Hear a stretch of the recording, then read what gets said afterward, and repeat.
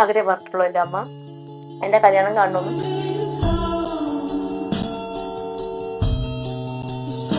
നല്ലൊരു മനുഷ്യനായിരിക്കണം. ഇപ്പോഴത്തെ ഈ ഒരു ജനറേഷനിൽ നോക്കുകയാണെങ്കിൽ നല്ലൊരു മനുഷ്യനായിരിക്കണം, അത്രയേ ഉള്ളൂ. വലിയ ആഗ്രഹങ്ങളൊന്നുമില്ല. പിന്നെ നന്നായിട്ട് എന്നെ മനസ്സിലാക്കുന്നതും പിന്നെ നല്ല സ്വഭാവം ഉണ്ടായിരിക്കണം. ചീറ്റ് ചെയ്യാൻ പാടില്ല. അല്ലെങ്കിൽ എന്താ പറയുക, നമ്മൾ കൂടെ നിൽക്കുക ലൈഫ് ലോങ്. ഞാൻ മരിക്കുന്നത് എൻ്റെ കൂടെ ഉണ്ടാവണം. എൻ്റെ അച്ഛനും അമ്മയാണോ എങ്ങനെയാണോ ജീവിക്കുന്നത് അതുപോലെ എനിക്ക് ജീവിക്കാം. എല്ലാം അതിൻ്റെ വഴിയിൽ നമുക്ക് തലയിങ്ങനെ കറങ്ങിക്കൊണ്ടിരിക്കുകയാണ്. അത് വിധിച്ചതേ നടക്കുകയുള്ളൂ. അത് ഇനി ലവ് മാരേജ് ആണെങ്കിലും അറേഞ്ച്ഡ് ആണെങ്കിലും.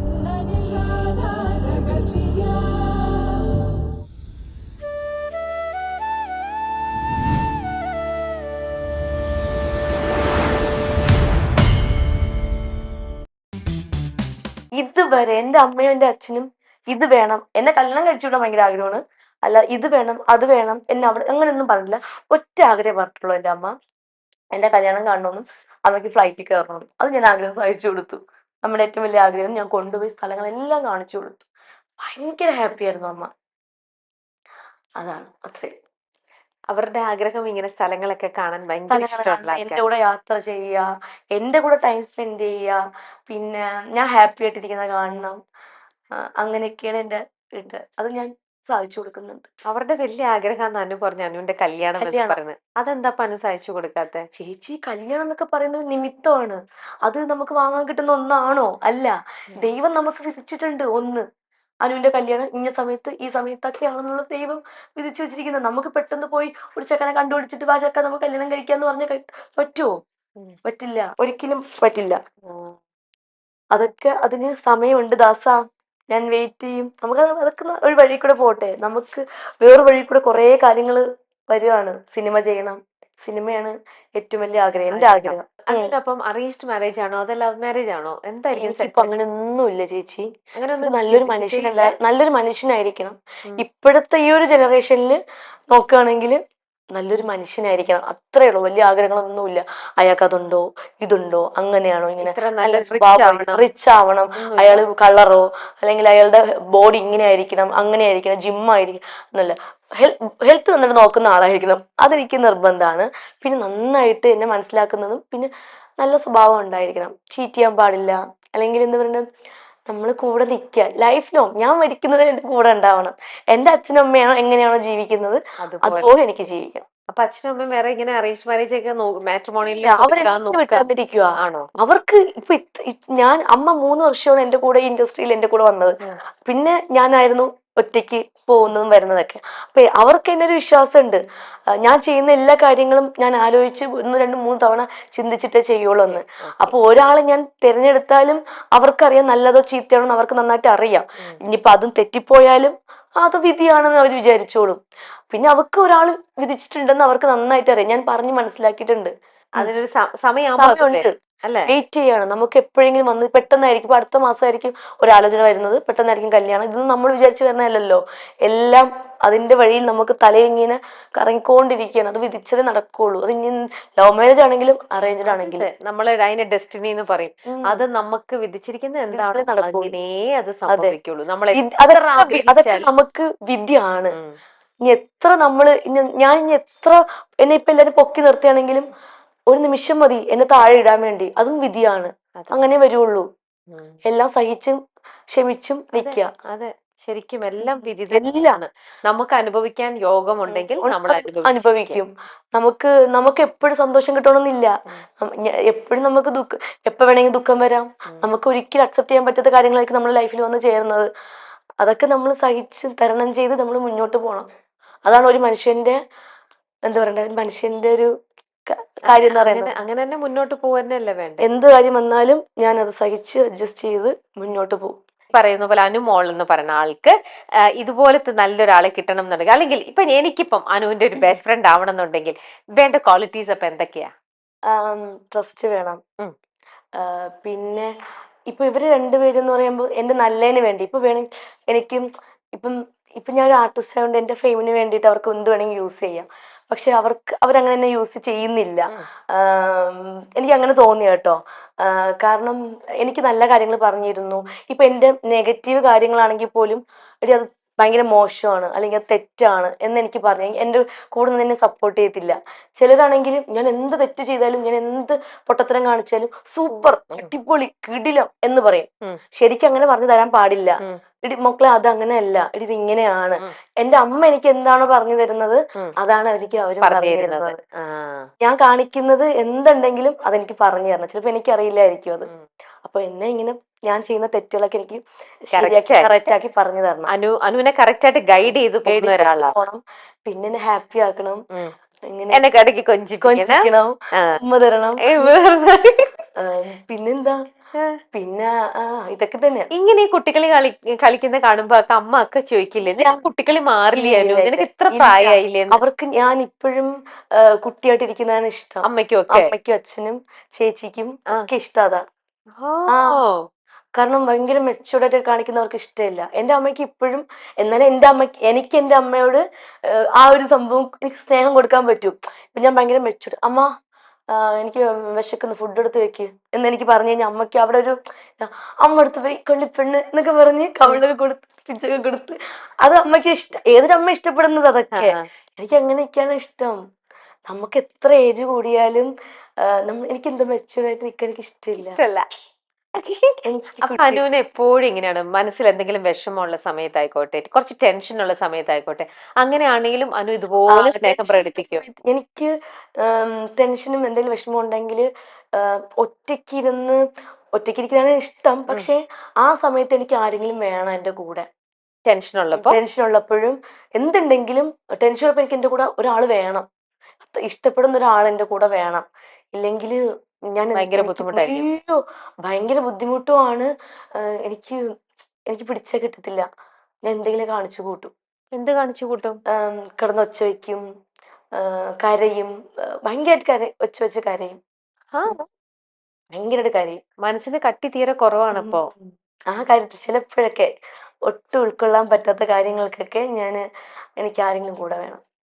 അപ്പൊ ഏട്ടന്മാരെ ഒരുപാട് വേണമെന്ന് ഉം. ആഗ്രഹിച്ചു, അതുകൊണ്ട് അവരുടെയൊക്കെ പക്ഷെ എനിക്ക് പെങ്ങളാവാൻ ഒരുപാട് ചേട്ടന്മാരെ കിട്ടി. കിട്ടി. ഈ ഇൻഡസ്ട്രിയിൽ ഒരുപാട് ചേട്ടന്മാരെ ഒരുപാട്. കിട്ടി. ഉം. ഇപ്പൊ തന്നെ ഈ ലോകത്തുള്ള എല്ലാ ചേട്ടന്മാർക്കും ഞാൻ അനിയത്തിയാ. ഉം. എന്നെ വേറെ ആരും ഒരു എന്താ പറയണ്ടേ വേറൊരു രീതിയിൽ എന്നെ കാണുന്നതേ ഇല്ല. കാണത്തേ ഇല്ല. ഉം. അല്ലെങ്കിൽ ഒരു പ്രപ്പോസൽ അങ്ങനെ പോലും വരാറില്ല. എല്ലാരും അനിയത്തി പോലെ കാണുന്നേ.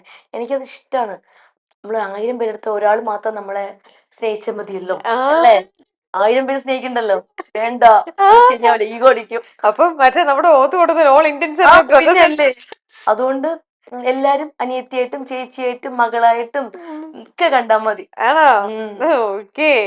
ഇനി ഒരുപാട് ഇപ്പം അനു ഇതുപോലെ എന്താ പറയാ, ഇത്രയും സോഫ്റ്റ് ആയിട്ടുള്ള ഒരാളാണ്. ഇപ്പൊ അനു ഒരു ഗ്രൂപ്പിൽ വന്നിരുന്നു കഴിഞ്ഞപ്പോ അനുവിന്റെ തന്നെ ഫ്രണ്ട്സ് ആയിക്കോട്ടെ, അല്ലെങ്കിൽ ഫ്രണ്ട്സ് എല്ലാം പരിചയമുള്ള ആൾക്കാരുടെ ഒരു ഗ്രൂപ്പ് എന്ന് വെച്ചോ.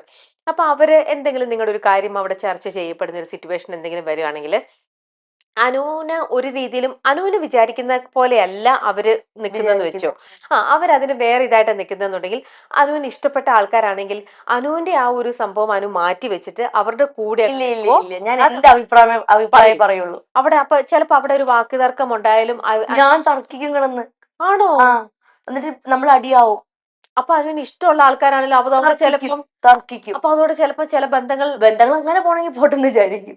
അതെന്തുവാ പക്ഷെ അനുവിന് എപ്പോഴും ഞാൻ അനുവിന്റെ ശരിയാണ് ഇല്ല, ശരി. അതങ്ങനെയാണ്, ഇല്ല വിട്ടുകൊടുക്കത്തില്ല. ഇതെനിക്ക് അറിയുന്ന കാര്യം. ചിലപ്പോ ഞാൻ പറയുന്ന കാര്യം ചിലപ്പോ സത്യമാണോന്നില്ല. ഉം. പക്ഷെ അവര് പറയുന്ന കാര്യം സത്യമാണ്, രണ്ടും സത്യമായിരിക്കില്ല. ഉം. പക്ഷെ എനിക്കറിയാവുന്ന കാര്യവും അല്ലെങ്കിൽ എനിക്ക് പറയാനുള്ള റൈറ്റ്സും ആയിരിക്കും ഞാൻ അവിടെ പറയുക. അല്ലെങ്കിൽ മറ്റാളെ ഒന്ന് പൊക്കാൻ വേണ്ടി അയാളുടെ കൂടെ നിൽക്കാൻ വേണ്ടിയിട്ട് അയാളെ സപ്പോർട്ട് ചെയ്ത് നിൽക്കത്തില്ല. ഞാൻ എന്റെ അഭിപ്രായം മാത്രമേ പറയുള്ളൂ. ആണ്. അത് എപ്പോഴാണെങ്കിലും അങ്ങനെ അതിനുള്ള ഒരു ധൈര്യം അടി ഉണ്ട്. ഉണ്ടാക്കും ഞാൻ. തമാശക്ക് അടി ഉണ്ടാക്കുന്നത് ഞാൻ എവിടെ പോയാലും പിണക്കാൻ ഭയങ്കരമായിട്ട് വലിയ പ്രശ്നം ഉണ്ടാക്കാൻ പോകത്തില്ല. ചിലപ്പോ പോവാൻ നേരത്ത് പറയും, നീ അങ്ങനെ പറയാൻ പാടില്ലായിരുന്നു. ഞാൻ ഉള്ളതല്ലേ പറഞ്ഞത്. എന്നാലും വിട്ടു കൊടുക്കത്തില്ല. ഞാൻ ഉള്ളതല്ലേ പറഞ്ഞു. ശരിക്കും കൂടി അത് എങ്ങനെയാണ്? അല്ല അത് അങ്ങനെയല്ല എടി അങ്ങനെയാണ്. വേണ്ട, നമ്മളിത് ഇവിടെ വെച്ച് നിർത്തി അങ്ങനെ പറഞ്ഞ് നിർത്തും. ഉം. അപ്പൊ എന്തെന്നൊക്കെ പറഞ്ഞാലും അവിടെ ഇഷ്ടം അങ്ങനെ പോകുന്ന ഇഷ്ടമാണെങ്കിൽ പോയിക്കോട്ടെ. പക്ഷെ പൊക്കോട്ടെ. അനുവിന്റെ ശരിയെന്ന് ഇപ്പൊ തോന്നുന്നത് ഇപ്പൊ കുഞ്ഞു കുഞ്ഞു കാര്യങ്ങളാണെങ്കിൽ ഉം, നമ്മളത് ആ ഒരു തമാശക്കേ വിടുള്ളൂ. ഭയങ്കര വലിയ സീരിയസ് ആയിട്ടുള്ള കാര്യമാണെങ്കിൽ ഉം, അങ്ങനെയല്ല, ഇത് എനിക്കറിയാം ആ സത്യമാണെങ്കിൽ മാത്രം ഞാൻ പറയും അതങ്ങനെ അല്ല, എനിക്കറിയാം, ഞാൻ കണ്ടതാണ്, എന്റെ കണ്ണുകൊണ്ട് കണ്ടതാണെങ്കിൽ മാത്രമേ ഞാൻ പറയുള്ളൂ ഉം. അത് സത്യമാണെന്നുള്ളത്. കണ്ണിൽ കണ്ടില്ലെങ്കിൽ ഞാൻ ഒരിക്കലും സപ്പോർട്ട് ചെയ്യത്തില്ല. ആണോ?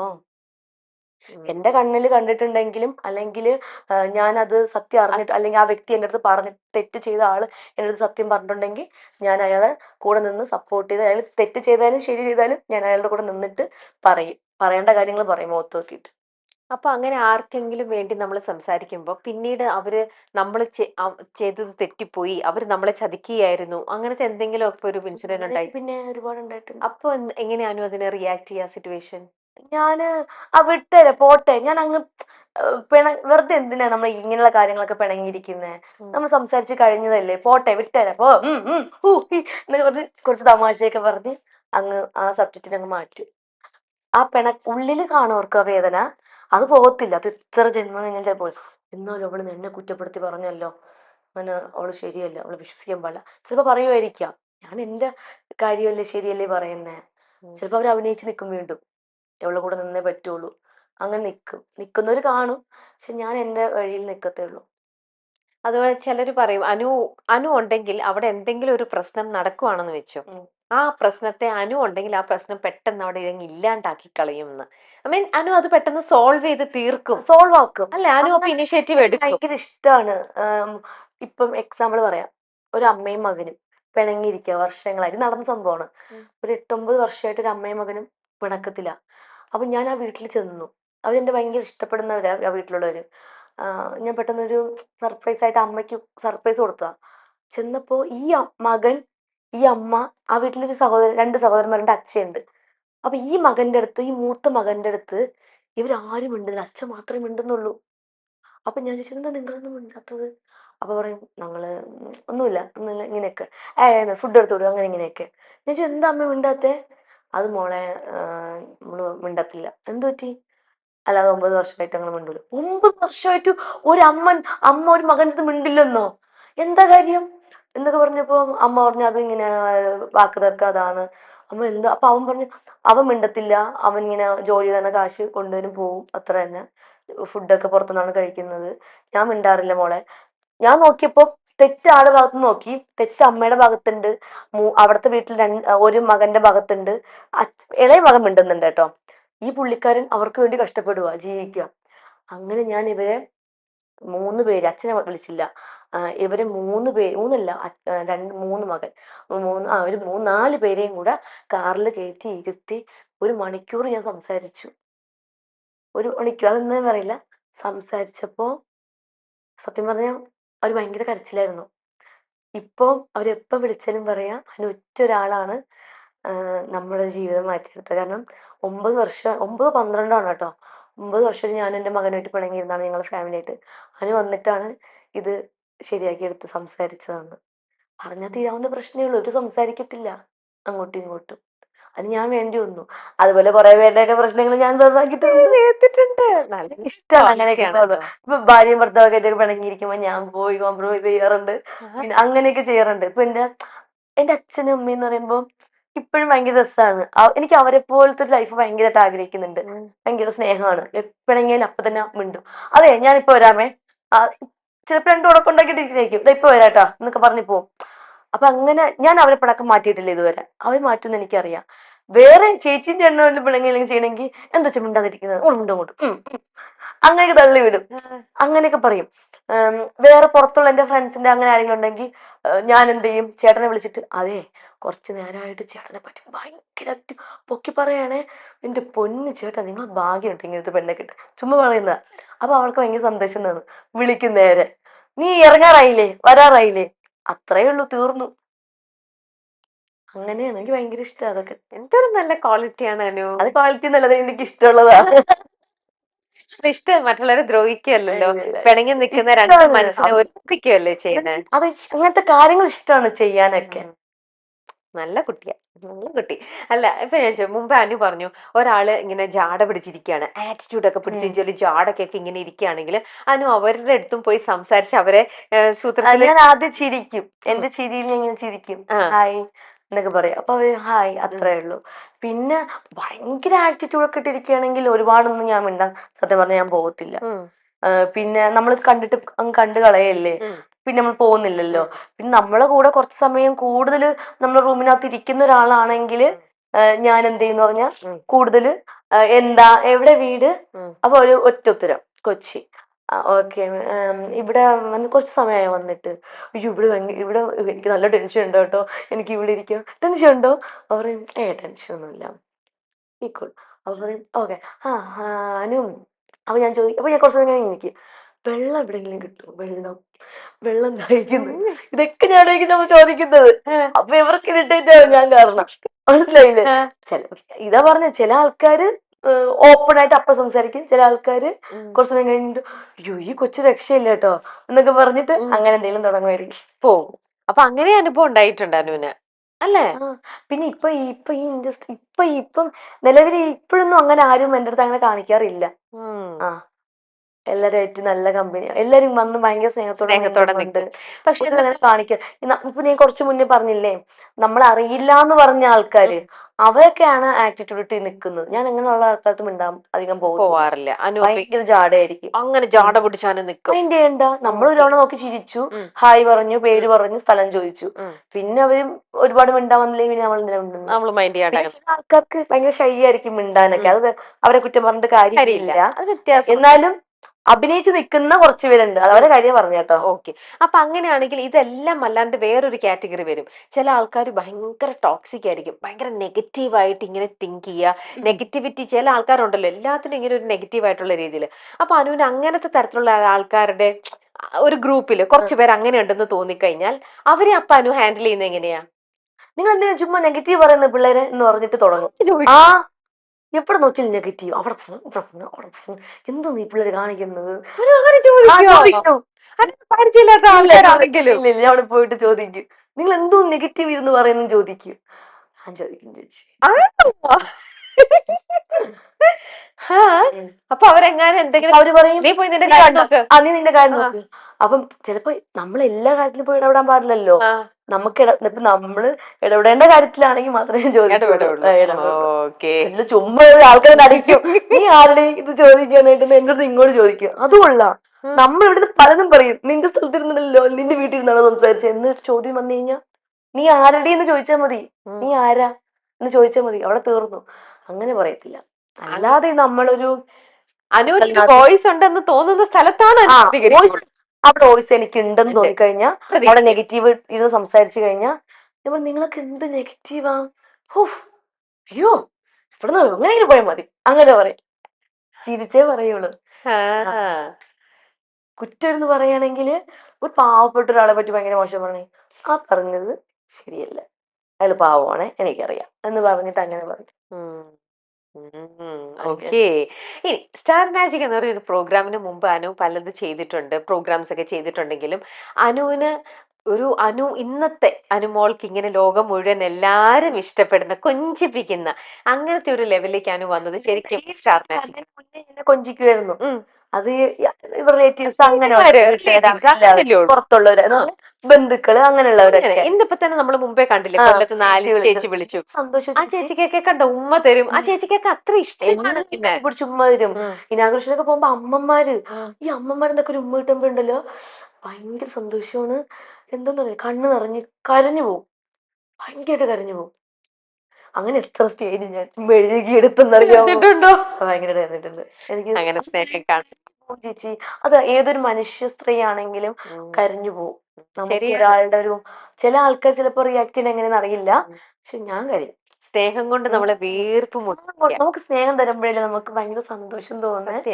ഒരു മനുഷ്യന് നമുക്ക് നമുക്ക് എന്ത് കിട്ടിയാലും, നമുക്ക് ഇപ്പൊ എത്ര കാശ് നോക്കിന്ന് പറഞ്ഞാലും എന്താ കാര്യം, നമുക്ക് വയറ് നിറച്ച് ഭക്ഷണം കഴിച്ചാൽ കുറച്ച് സമയം കഴിയുമ്പോൾ ആ ഭക്ഷണത്തിന്റെ ടേസ്റ്റ് പോലും നമ്മളെ വായി കാണത്തില്ല, വയറ് നിറഞ്ഞ് ദാ കിടക്കുന്നു ഉറക്കം.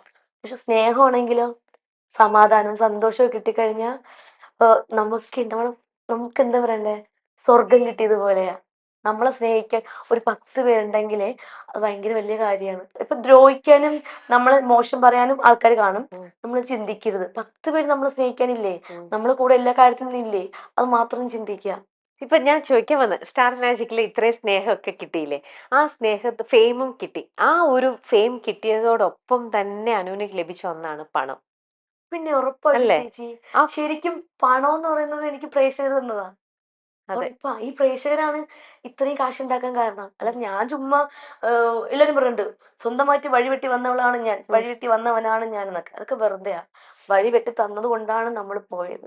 ഏതൊരു വ്യക്തിയും, ചേച്ചി ഇവിടെ വന്നിട്ടുണ്ടെങ്കിൽ വഴിവെട്ടി തന്നുകൊണ്ടാണോ, അല്ലെങ്കിൽ എനിക്കിവിടെ ഒരു ജോലി തരണം, ഞാൻ ഇവിടെ ഇന്റർവ്യൂ ചെയ്യാം എന്ന് പറഞ്ഞ് ചേച്ചിക്ക് ജോലി തരുമോ? ഇല്ല. എനിക്ക് വഴി വെട്ടി തന്ന കുറച്ച് നല്ല മനുഷ്യരുണ്ട്. ആ മനുഷ്യര് വഴി വെട്ടി തന്നുകൊണ്ടാണ് ഞാൻ കയറിപ്പോയത്. അല്ലാതെ ചുമ്മാ ഇപ്പൊ ഇത്രയും ആർട്ടിസ്റ്റ് ഉണ്ടെങ്കിൽ എനിക്ക് നല്ലൊരു വഴി വെട്ടി തന്നു. ഉം. ഈ ഡയറക്ടർ ആണെങ്കിലും കൂടെയുള്ള ക്രൂ ആണെങ്കിലും എല്ലാവരും കയറിപ്പോയി സപ്പോർട്ട് കിട്ടി. ആ സപ്പോർട്ട് ഉള്ളതുകൊണ്ടാണ് ഇപ്പൊ എന്റെ അച്ഛന്റെ അമ്മയുടെ സപ്പോർട്ട് ഉള്ളതുകൊണ്ടാണ് ഞാൻ ഇങ്ങനെ കയറി പോകുന്നത്, ഇവിടെ ഇരുന്ന് സംസാരിക്കുന്നത്. അപ്പൊ എന്റെ ഇപ്പൊ അച്ഛനമ്മ വിളിച്ച് പറയാണ്, നീ ഇന്റർവ്യൂ കൊടുക്കണം മോളെ, അവിടെ പോയി ഒന്ന് സംസാരിക്കല്ലേ, ഒന്നും പറയില്ലേ, അങ്ങനൊന്നും പറയില്ല. ഇന്റർവ്യൂ ശരി മക്കളെ പോയി നന്നായിട്ട് ചെയ്യും, അത്രയും മതി എനിക്ക്. നമ്മൾ എന്തിനാ ആരെ പേടിക്കണം? അപ്പൊ ഈ പണം അനുവിന് ശരിക്കും ലൈഫിൽ ഒരുപാട് പിന്നെ മാറ്റങ്ങൾ ഇല്ലേ കൊണ്ട് ചേച്ചി, തന്നിട്ടുണ്ട്, സൗഭാഗ്യങ്ങൾ. ഉറപ്പായിട്ടും ഞാന് കുഞ്ഞിലെ ആം, ഈ കുഞ്ഞു മക്കളില്ലേ, 3 വയസ്സ് 4 വയസ്സായ പിള്ളേർ ഞങ്ങളുടെ വീടിന് ചുറ്റുമൊക്കെ ഉണ്ട്. ഉം. ഈ പിള്ളേരെ വിളിച്ചുകൊണ്ട് വന്നിട്ട് ABCD ഒക്കെ പഠിപ്പിച്ചു കൊടുക്കാറുണ്ട് കുട്ടികൾക്കൊക്കെ. അപ്പൊ എനിക്ക് 50 100 ഒക്കെ അന്ന് തരുമായിരുന്നു. ഞാൻ അന്ന് എത്രയാണ്, എനിക്കന്ന് 13 വയസ്സായിരുന്നു. അപ്പൊ ഈ മക്കൾ, അപ്പൊ എന്റെ ചേച്ചി വലിയ മക്കളെ പഠിപ്പിക്കുക, 10 പേരെ, ഞാൻ 5 പിള്ളേരെയും പഠിപ്പിക്കും. അപ്പൊ ഈ 50 100 കിട്ടുമ്പോ എനിക്കിത് മാസത്തില് ഈ ഒരു 500 രൂപ കിട്ടുമ്പോ ഈ കാശ് ഞാൻ കൂട്ടി വെക്കും. എന്നിട്ട് ഞാൻ എന്താ ചെയ്യുന്ന അറിയാമോ, എനിക്കുള്ള യൂണിഫോം, എന്റെ ബുക്ക് ബാഗ്, ഞാൻ എൻ്റെ അച്ഛനെ ഇതുവരെ കഷ്ടപ്പെടുത്തിയിട്ടില്ല. സീരിയസ് ആയിട്ട് ഇതുവരെ ഞാൻ എൻ്റെ അച്ഛനെ കഷ്ടപ്പെടുത്തിയിട്ടില്ല. അച്ഛാ അത് വേണം, എനിക്ക് ഇത് വേണം, ഈ ഡ്രസ്സ് വേണം, അത് വേണം, ഇതുവരെ എനിക്ക് എൻ്റെ ചേച്ചിയും ഞാനും ചെയ്തിട്ടില്ല. ഞങ്ങൾ കഷ്ടപ്പെട്ട് ഞങ്ങൾ ഇതുപോലുള്ള കാശൊക്കെ ഈ ക്രിസ്മസിനും ഓണത്തിനും വിഷുവിനും ഒക്കെ കിട്ടുന്ന പൈസ കൂട്ടി വെക്കും, കളയത്തില്ല. ചോക്ലേറ്റ് വാങ്ങിച്ചോ, ഐസ്ക്രീം വാങ്ങിച്ചോ, ഫുഡ് വാങ്ങിച്ചതല്ല, വാങ്ങിച്ചു ഞങ്ങളുടെ സാധനങ്ങൾക്ക് ഇഷ്ടമുള്ളതൊക്കെ ഞങ്ങൾ അങ്ങനെ വാങ്ങിച്ചിട്ടുണ്ട് നടക്കുന്നത്. അതുപോലെ തന്നെ ഈ പറയുന്ന പോലെ 13 വയസ്സിൽ അങ്ങനെ തുടങ്ങി. അത് കഴിഞ്ഞതിന് ശേഷം പിന്നെ കുഞ്ഞുമക്കളെ പഠിപ്പിച്ച് അങ്ങനെ കിട്ടുമായിരുന്നു 50 100 150 അങ്ങനെ. അതെല്ലാം സേവ് ചെയ്തിട്ടാണ് ഞാൻ എൻ്റെ യൂണിഫോം എല്ലാം മേടിച്ചത്. പിന്നെ അച്ഛനമ്മയ്ക്ക് തരും, അങ്ങനെയൊക്കെ തന്നെയാണ്. ഇതെല്ലാം കഴിഞ്ഞിട്ട് ആം, ഈ ഒരു ഫീൽഡ് വരുന്നത് 18 വയസ്സിലാണ്. അന്ന് എനിക്ക് കിട്ടുന്നത് 1000 രൂപ ചേച്ചി. അന്ന് കിട്ടിയപ്പോൾ എനിക്ക് ഭയങ്കര സന്തോഷം. അയ്യോ, കുറച്ച് സമയം അഭിനയിച്ചപ്പോൾ 1000 രൂപയോ, എൻ്റെ അമ്മ ഒരു മാസം ഇരുന്ന് കിട്ടിയപ്പോൾ എനിക്ക് ഇത്ര 1000, അടിപൊളി, നല്ല ഫീൽഡ് എന്ന് പറഞ്ഞപ്പോൾ ഞാൻ അതിനു വേണ്ടി കുറെ പ്രയത്നിച്ചു. അഭിനയം എൻ്റെ ഏറ്റവും ഇഷ്ടപ്പെട്ടൊരു ഫീൽഡും കൂടി ആയപ്പോൾ അഭിനയിക്കണം, നന്നായിട്ട് ഹാർഡ് വർക്ക് ചെയ്യണം, പൈസ ഇതുപോലെ കിട്ടുമല്ലേ, അങ്ങനെ 1000 1500 2000 അങ്ങനെ ഓരോ പൂജ്യത്തിന്റെ അളവ് കൂടി കൂടി വന്നു. ഇപ്പം എനിക്ക് ആഹ് എന്തും മേടിക്കാം. എനിക്കിത് എനിക്കത് വേണമെങ്കിൽ എനിക്ക് ആഗ്രഹിച്ചു മേടിക്കാം ചേച്ചി. എൻ്റെ അച്ഛന് ഇത് വേണം. എൻ്റെ അച്ഛൻ എന്തെങ്കിലും പറയത്തില്ല അച്ഛനും അമ്മയൊന്നും. പക്ഷെ ഞാൻ അവർക്ക് വാങ്ങിച്ചു കൊടുക്കും. സന്തോഷം പുറത്ത് കാണിക്കത്തില്ല. പക്ഷെ എനിക്കാണ് ഏറ്റവും കൂടുതൽ സന്തോഷം. എനിക്കത് കാണാൻ പറ്റും. നമ്മുടെ അച്ഛനും അമ്മയ്ക്കും നമ്മളെ കാശ് കൊടുത്ത് വാങ്ങിച്ചു കൊടുക്കുന്നതാണ് നമ്മളെ സന്തോഷം. ഇപ്പൊ എൻ്റെ ചേച്ചിക്ക് ഗവൺമെന്റ് ജോലിയുണ്ട്. അവള് കഷ്ടപ്പെട്ട് വാങ്ങിച്ച ജോലിയാണ്. ഭയങ്കരമായിട്ട് ഞാൻ കളിയാക്കിയിട്ടുണ്ട്. കടല് പോലെ കിടക്കുന്ന ഒന്നാണ് PSC ക്വസ്റ്റ്യൻസ് ഒക്കെ. അപ്പം നിനക്ക് കിട്ടത്തില്ല മോളെ, ഭയങ്കര പാടാണ് മോളെ. അപ്പോൾ ഇല്ലടി ഞാൻ മേടിക്കും, നീ നോക്കിക്കോ, ഞാൻ മേടിക്കും, നീ നോക്കിക്കോ എന്നൊക്കെ പറഞ്ഞപ്പോൾ ഞാൻ വാശി കൂട്ടി കൊടുക്കും. കിട്ടൂല, ഇങ്ങനെയൊന്നും പഠിച്ച് കിട്ടൂല എന്നൊക്കെ പറയും. ഉറക്കൊഴിഞ്ഞ് പഠിച്ചു അവള്. കിട്ടി, ഗവൺമെന്റ് ജോലി കിട്ടി, അവൾക്കത് വേണമെന്ന് തോന്നി കിട്ടി. അപ്പോൾ ഞാനും നന്നായിട്ട് ഹാർഡ് വർക്ക് ചെയ്തെന്ന് വെച്ച് കഴിഞ്ഞാൽ ഒരു ദിവസം 4 5 സീരിയൽസ് ചെയ്തിട്ടുണ്ട് ഞാൻ, അറിയോ? ഒരു ലൊക്കേഷനിൽ ഞാൻ കള്ളം പറയും വയറുവേദനയാണ്, അപ്പുറത്തെ ലൊക്കേഷനിൽ പോകും, അവിടെ പറയും കൊറോണയാന്ന്, അപ്പുറത്തെ ലൊക്കേഷനിൽ പോകും. അങ്ങനെ കാശുണ്ടാക്കിയിട്ടുണ്ട് ഞാൻ. സ്റ്റാർ മാജിക്കിന്റെ ഷൂട്ട് കഴിഞ്ഞ് ഇങ്ങോട്ട് പറയായിരുന്നു, സ്റ്റാർ മാജിക്കിന്റെ ഷൂട്ട് കഴിഞ്ഞിട്ട് 10 12 മണിക്ക് ഷൂട്ട് കഴിയും. അവിടുത്തെ ലൊക്കേഷൻ സ്റ്റുഡിയോയിൽ ഒന്ന് കുളിച്ച് ഫ്രഷ് ആവും, റെഡി ആവും, വണ്ടി കയറും, നേരെ വീട്ടിൽ പോകാൻ സമയം കിട്ടത്തില്ല. നേരെ പോകുന്ന ലൊക്കേഷനിലായിരിക്കും. ലൊക്കേഷനിൽ പോകുമ്പോൾ ഒരു മനുഷ്യർ കാണത്തില്ല. വീട് നോക്കുന്ന മാമൻ. അപ്പോൾ അവർ ഡോർ തുറന്നു തരും. ഞാൻ പോയി കുളിച്ച് ഫ്രഷ് ആവും, മേക്കപ്പ് ഇട്ടിട്ട് കിടന്ന് ഉറങ്ങും. എല്ലാ ആർട്ടിസ്റ്റിലും വരും, അഭിനയിക്കും. പെട്ടെന്ന് വൈകുന്നേരം ബാഗും പറക്കിക്കൊണ്ട് റെയിൽവേ സ്റ്റേഷനിൽ പോവും, ട്രെയിൻ കയറും, കൊച്ചിയിൽ പോവും, വരും പോവും, വരും പോവും. അങ്ങനെ ഓടി നടന്ന് കാശുണ്ടാക്കിയിട്ടുണ്ട് ഞാൻ. അതുകൊണ്ട് ഞാൻ ഇപ്പം ഇവിടെ ഇരിക്കുന്നു. എനിക്ക് ഇഷ്ടമുള്ളത് മേടിക്കാം, ഇഷ്ടമുള്ളത് വാങ്ങിച്ച് കഴിക്കാം. എങ്ങനെ വേണമെങ്കിലും എനിക്ക് എൻ്റെ ഫാമിലി നന്നായിട്ട് നോക്കുന്നുണ്ട് ഞാൻ. ഫാമിലി നന്നായിട്ട് നോക്കുന്നുണ്ട്. അതാണ് എനിക്ക് ഏറ്റവും സന്തോഷമുള്ള ഒരു കാര്യം. അച്ഛനും അമ്മയും നന്നായിട്ട് നോക്കുക. അവരെ വിഷമിപ്പിക്കാൻ പാടില്ല. ഞാൻ കാരണം അവരെ വിഷമിക്കാൻ പാടില്ല. അത് മാത്രേ. അപ്പൊ അച്ഛനും അമ്മയ്ക്കും തോന്നുന്നുണ്ടോ നിങ്ങൾക്ക് ആഗ്രഹിച്ചതൊന്നും അച്ഛനും അമ്മയ്ക്കും വാങ്ങിച്ചു തരാൻ നിങ്ങൾ അങ്ങനെയൊന്നും ആഗ്രഹിച്ചിട്ടില്ല, അച്ഛൻ്റെ അമ്മയുടെ ഞാൻ ഒന്നും വാങ്ങിയിട്ടില്ല? പറഞ്ഞിട്ടില്ല. പറഞ്ഞിട്ടില്ല. പറഞ്ഞാൽ വാങ്ങിത്തരും. ഞങ്ങൾക്ക് അങ്ങനെ ഫിനാൻഷ്യൽ പ്രശ്നങ്ങളൊന്നുമില്ല എൻ്റെ അച്ഛനും അമ്മയ്ക്കൊന്നും. ഇല്ല. പക്ഷേ ഇപ്പൊ ഞാൻ എൻ്റെ അച്ഛന് ജോലിയൊന്നുമില്ല. അമ്മയ്ക്കും അങ്ങനെ ജോലിയും കാര്യങ്ങളൊന്നും ഇല്ല. പക്ഷെ ഞങ്ങളെ വളർത്തിയതും ഞങ്ങളെ കഷ്ടപ്പെട്ടതും എൻ്റെ അച്ഛൻ എൻ്റെ വീട് വെച്ചതൊക്കെ എനിക്ക് നന്നായിട്ട് അറിയാം എങ്ങനെയൊക്കെയാണെന്ന്. അപ്പം ആ കഷ്ടപ്പാട് ഞാൻ നന്നായിട്ട് കുഞ്ഞിലേ കണ്ട് വളർന്നതാ. അപ്പോഴൊക്കെ ഉള്ളൊരാഗ്രഹം, ഓ എൻ്റെ അച്ഛൻ ഇത്രയും കഷ്ടപ്പെട്ടാണല്ലോ എനിക്കിത് മേടിച്ചു തരണേ. അപ്പോൾ ഇനി ഞാൻ അച്ഛന് മേടിച്ചു കൊടുക്കണം. ആ ഒരു വിചാരം കൊണ്ടാണ് ഞാൻ ഇവിടം വരെ എത്തിയത്. ഇപ്പൊ എൻ്റെ അച്ഛൻ ഇടുന്നത് എന്താണ്, എൻ്റെ അച്ഛനുള്ളതെല്ലാം ഞാൻ കൊടുക്കുന്നതാണ്. അപ്പൊ അച്ഛന് ഭയങ്കര സന്തോഷമില്ലേ അതൊക്കെ. അച്ഛന് ഭയങ്കര സന്തോഷം.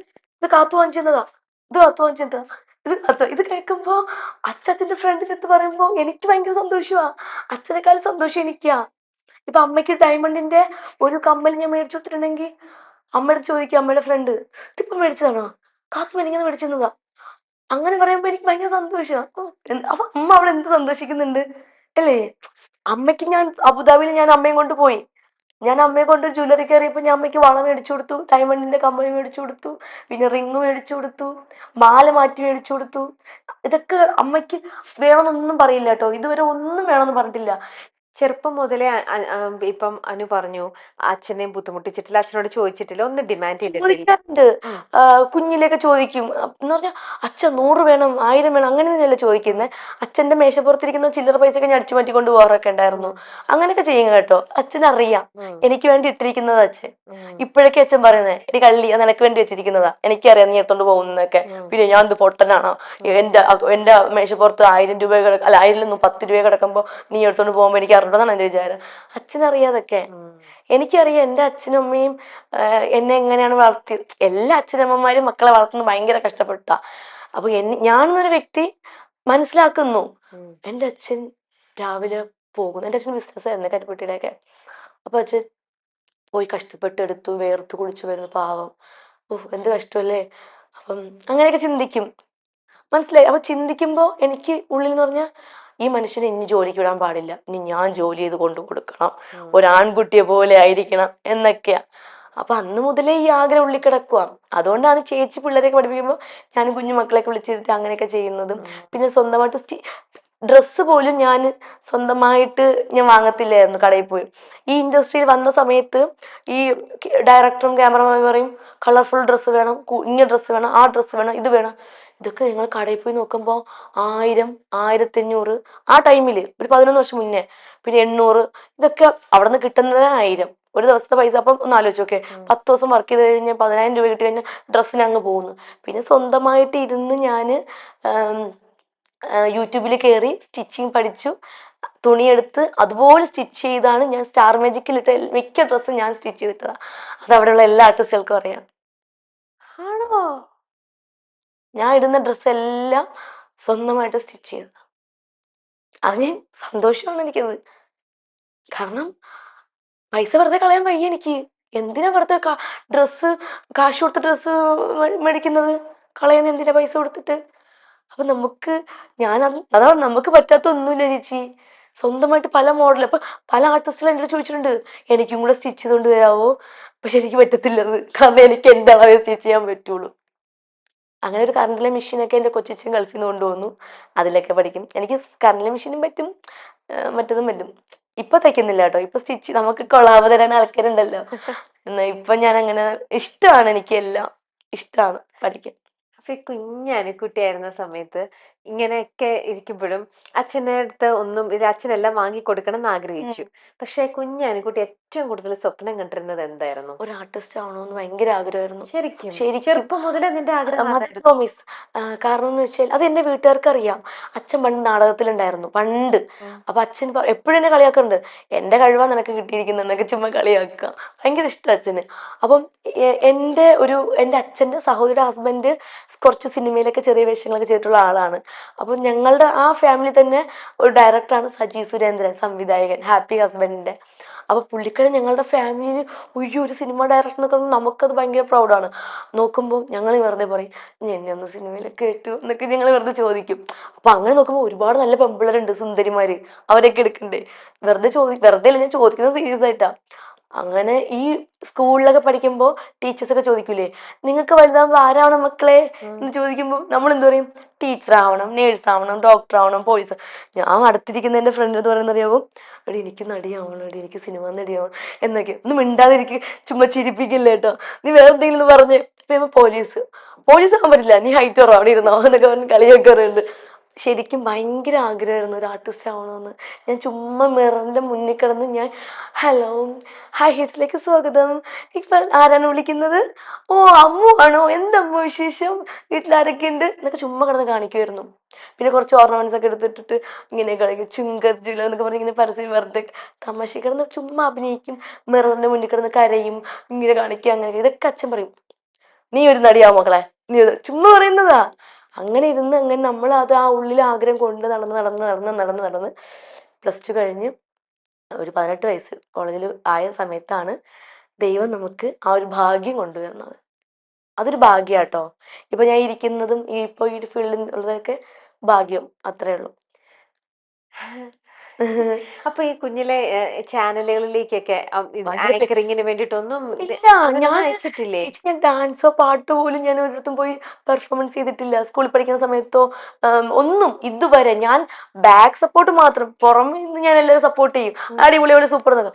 ഇതുവരെ ഞാൻ സ്റ്റേജിൽ കയറി സ്കൂളിൽ പോയി തിരുവാതിര കളിച്ചിട്ടുണ്ട്, തെറ്റിച്ചിട്ടുണ്ട്, ഒപ്പന കളിച്ച് തെറ്റിച്ചിട്ടുണ്ട്. പക്ഷെ അല്ലാതെ എനിക്ക് ഭയങ്കര പേടിയൊക്കെയാണ് ഇതൊക്കെ. പക്ഷെ അല്ല, ഉള്ളിൽ എന്നാലും ഇത്ര ആഗ്രഹം ഉള്ളതുകൊണ്ടേ ഇല്ല ഇല്ല നമുക്ക് ഇല്ല ചിലപ്പോ കാണാലോ അവസരങ്ങൾ പ്രതീക്ഷ ഇങ്ങനെ ഇത് ഇല്ല, അങ്ങനെയൊന്നും ചെയ്തോണ്ട്. കിട്ടിയിട്ടില്ല. അയച്ചിട്ടുണ്ടോ? ഇല്ല.